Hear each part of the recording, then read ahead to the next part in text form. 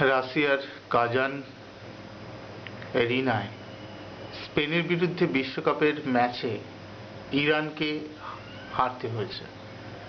কিন্তু এই হারের দিনে ওই দেশের মেয়েরা ৩৭ বছরের পরাধীনতা গ্লানি কাটিয়ে স্বাধীনতার স্বাদ পেল।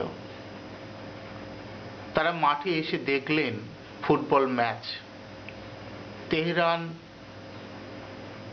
প্রভিন্সিয়াল কাউন্সিল ইরানিয়ান মহিলাদের মাঠে গিয়ে খেলা দেখার ছাড়পত্র দিয়েছে এদিনই। বাঁধন ভাঙা উচ্ছ্বাসে মেতে উঠেছেন ওদেশের মেয়েরা।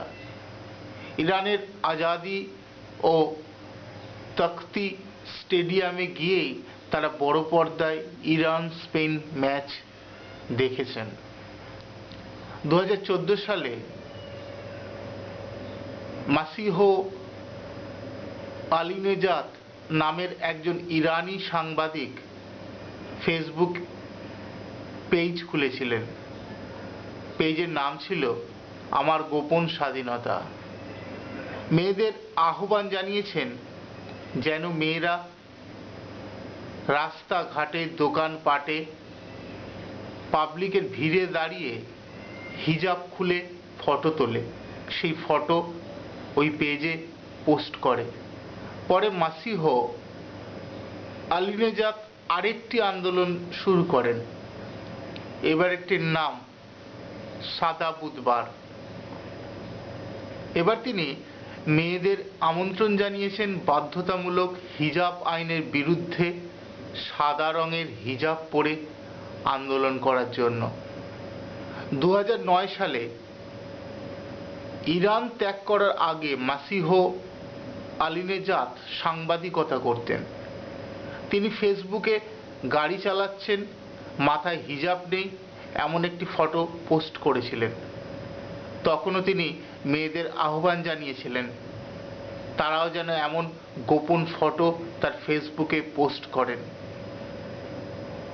ওই পেজের এখন 10 লাখেরও বেশি ফলোয়ার। এই কাজটা যে মাসিও খুব পরিকল্পনা করে করেছিলেন তা নয়, জাস্ট এমনি। কিন্তু এখনকার প্রতিটি মানুষের হাতে আছে মোবাইল টেকনোলজি। তারা শুধু মানুষকে জড়ো করতে পারেন তা নয়, নিজেদের বক্তব্য ছড়িয়ে দিতে পারেন। তাই যে কোনো আন্দোলন সাফল্যের মুখ দেখতে সোশ্যাল মিডিয়ার দৌলতেই। তাই আমার মতো যারা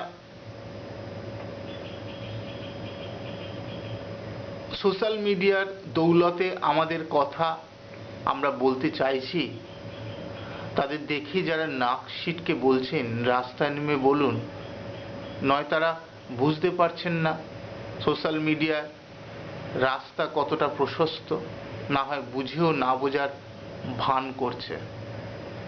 তলায় তলায় চাইছে সীমাবদ্ধতা, ভয় পাচ্ছে।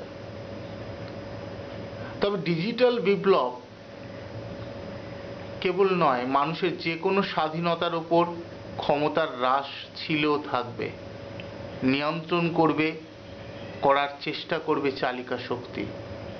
তার মধ্যেই কেউ কেউ পথ খুঁজবে নিয়ন্ত্রণ রেখার বাইরে যাবার।